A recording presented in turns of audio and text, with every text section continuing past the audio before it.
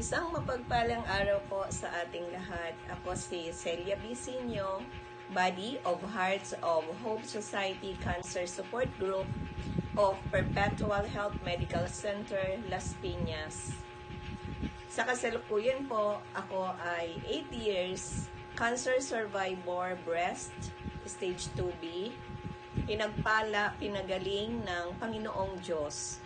Tunay po na makapangyarihan, higit sa lahat ang ating Panginoon.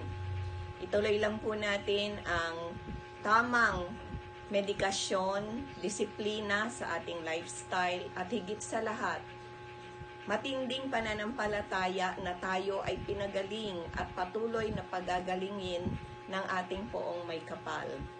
Happy World Cancer Day 2026 mula sa amin sa Hearts of Hope Cancer Society Support Group. Pagpalain tayong lahat at pagalingin ng ating poong may kapal.